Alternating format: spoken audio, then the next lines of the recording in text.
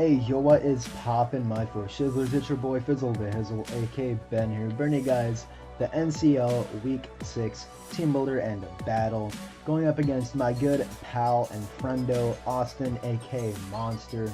Now, we are sitting at 5-0 right now, which is phenomenal. We're off to a start that I really wanted to the season. Hopefully on my championship run, that's definitely the goal for the season, no doubt about it. But hopefully we can cash out on it and make it happen this year, just unlike last season where I unfortunately lost to my opponent this week in the finals. Now, if you guys, before we get into anything, that was so delayed. If you guys are excited for this battle going up against the champion of Season 2 of the NCL, show some love on that like button down below. Subscribe if you are new, trying to get to 200 subs, make it happen, boyos, you already know. But, yeah, man, Monster here has a pretty threatening team, but he hasn't done very well. He has made a couple of transactions.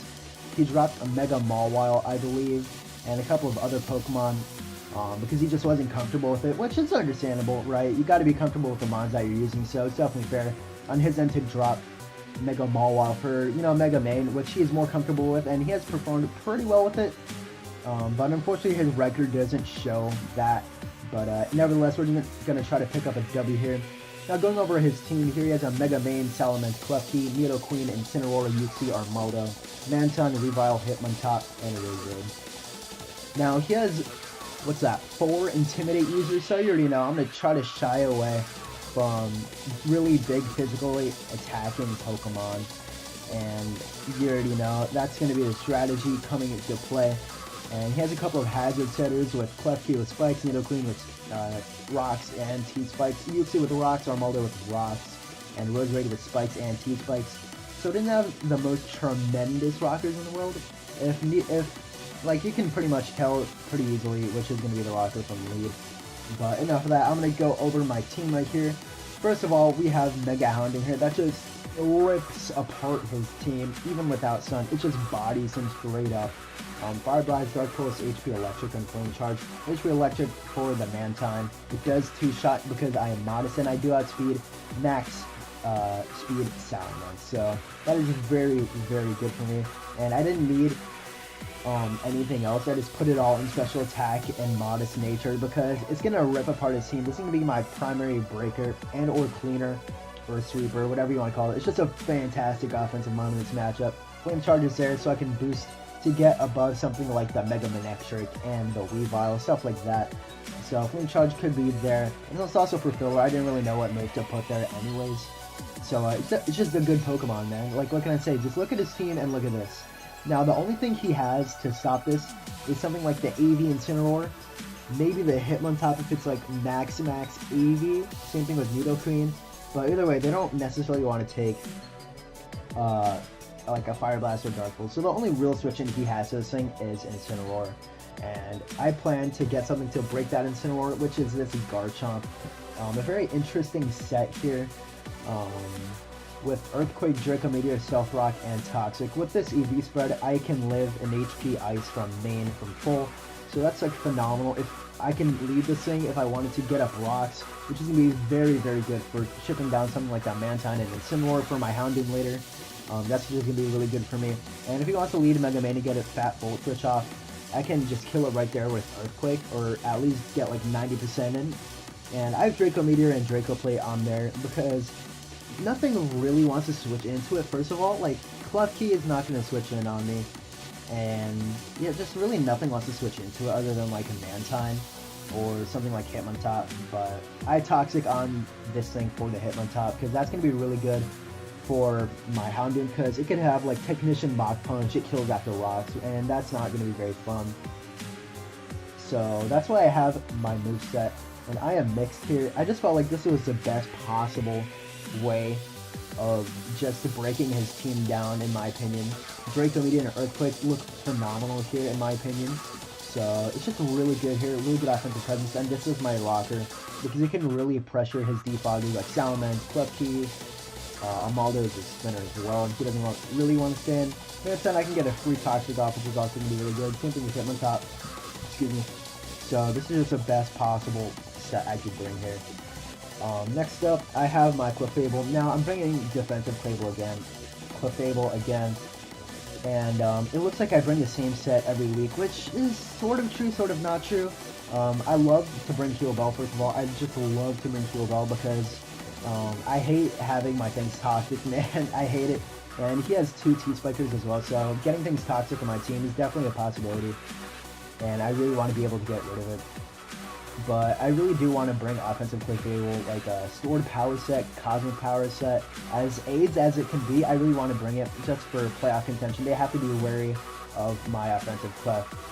So definitely want to bring some eventually. Now, just Witch Protect, Heal Bell is just so much good support on my team because not a lot of things in my team get recovery outside of the Aerodactyl. So wishing them back up is going to be really good. This is also my Salamence check with Unaware. And just my switch in to Weavile as well. It's just switch into pretty much every single one of his physical attackers. So it's straightforward stuff with lefties. Yeah, this Aerodactyl is very interesting. It has a Yache Berry, Earthquake, Stone Edge, Defog, and Roost. Now, I kind of get mollywhopped by Weavile if it's like a Z Steelium set for my Clefable, so I really don't want that. So I have the Yache Berry, which is able to live an Ice Shard from Weavile after Rocks. As crazy as it sounds, I really wanted this set here. Unnerve is really good in case he has Shucka on the Nidoqueen. I can Stone Edge it and then Earthquake will kill it right after because the Shucka Berry won't come up. And I really like this defensive Aerodactyl here, or more of a utility Aerodactyl here with Defog, because I'm immune to spikes and T-spikes, so that's really key here. Nothing on my team wants to get T-spikes, especially since my Clefable is unaware for the Salamence. I feel like Defog is just really good here. Earthquake hits this team very hard. It's another thing to pressure the Incineroar as well. It doesn't do very much to me.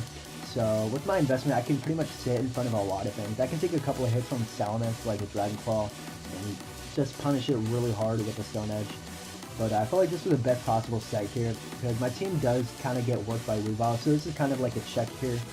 I do outspeed the Weavile, but in case he wants to go for an Ice Shard, if I'm low enough, I do live it, and I can kill back with Stone Edge, which is very good for me. And it's also really good for my last 2 Pokemon and my Chomp. Next up, I have a Life Orb Healerless. This thing also just pretty much destroys him. I have Life Orb Healerless with Dry Skin, with Volt Switch, Thunderbolt, Surf, and Dragon Pulse. Dragon Pulse, I could put HP Ice on there if I really wanted to, but yeah, I don't know. he could be Yache, but Dragon Pulse kills anyway after Rocks. It's a roller kill after Rocks, actually. But this thing, like, its coverage is so good here. It's another way to pressure the Incineroar. Like, if it switches into my Thunderbolt, it's going to take Thunderbolt plus Rocks, and then it's going to have to take a Surf, which is just not what it wants to do. And I actually should put HP Ice on this set for the Rose Raid, but I don't know, I have Dragon Pulse on there. Dragon Pulse is an immense, and nothing else pretty much, because I don't want to get hard walled by it, and I really want to have the ability to just take a 90% from it or whatever. So that's going to be really good. Volt Switch is really good for momentum for my Aerodactyl, Houndoom, stuff like that. Straightforward set, but it puts in so much work here. It's just really good here. Now, next up I have Katie here.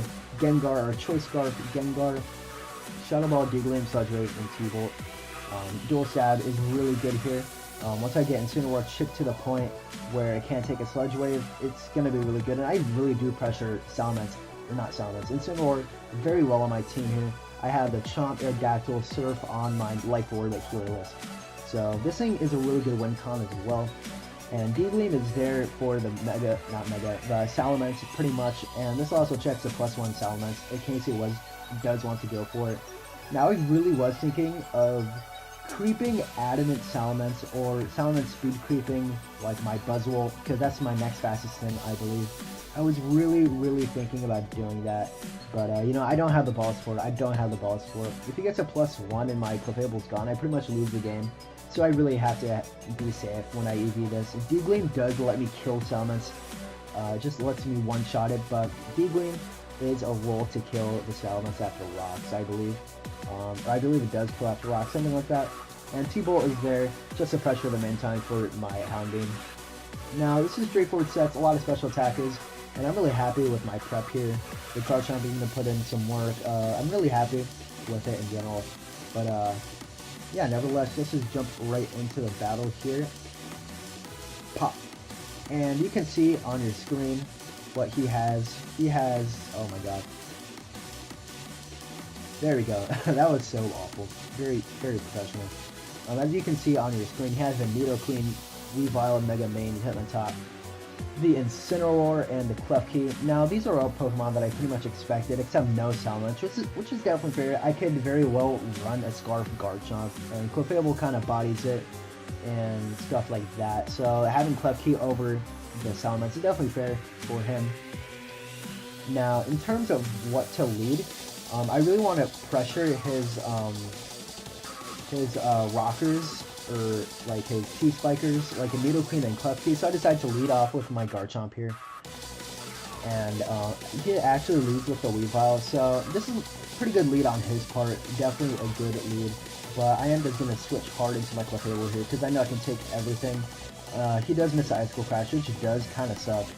But, you know, I would have done 4 anyway. I just switched it into a Nidoqueen. I should not have Moonblasted there. That was such a poor play, because it just gives him free rocks. But it turns out I get rewarded for it, as he goes for the Thunderbolt and I go into my Garchomp.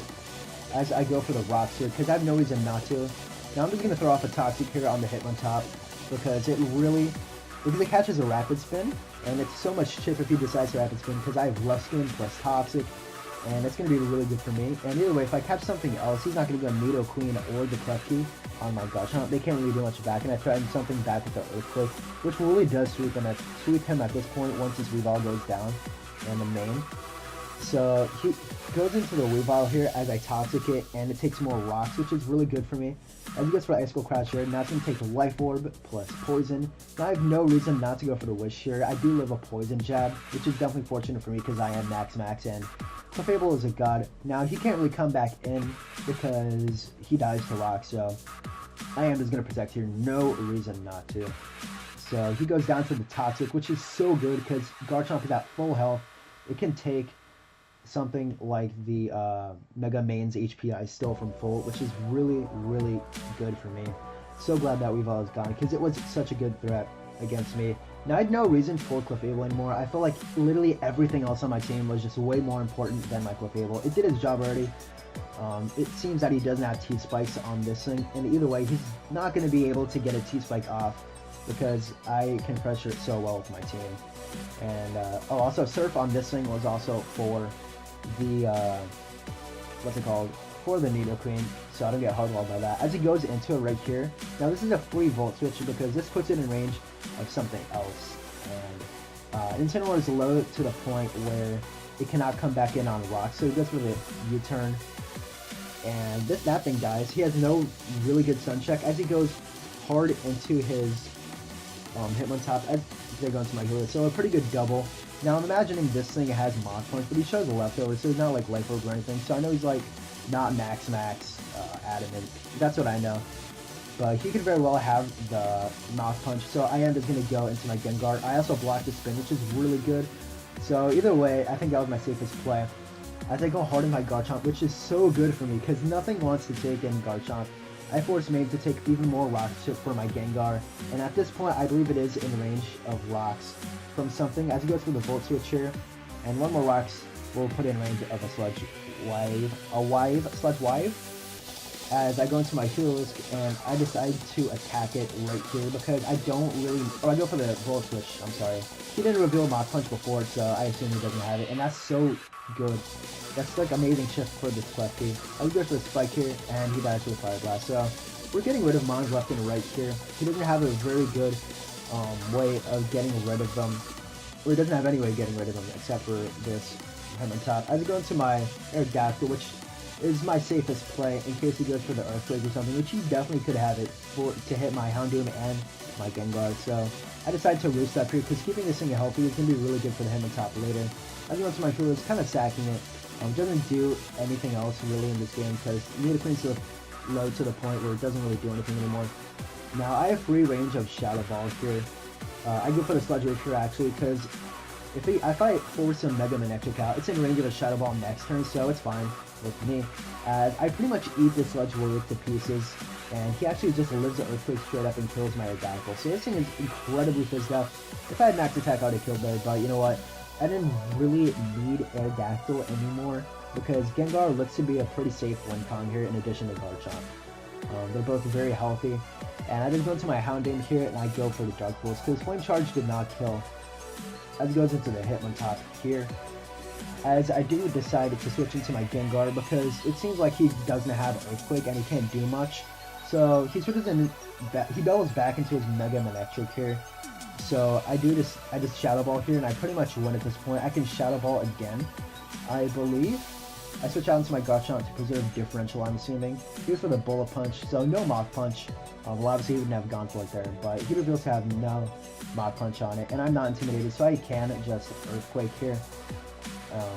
And he takes rough skin damage, so that puts him in range of another EQ. Bullet Punch doesn't kill, and we get a couple of differential points back there. So GG to my man Austin, thank you for the game. We are moving up to 6-0 in NCL, man. It's a really good time to be alive for your boy in this league. I usually do well in NCL. In both my seasons, I started off 6-0, I believe. So hopefully I can continue that next week as we face a GMZ and the Crystal Palkia. And we are now at the top of the division. Jed is also 6-0. There are 3 6-0 teams with me.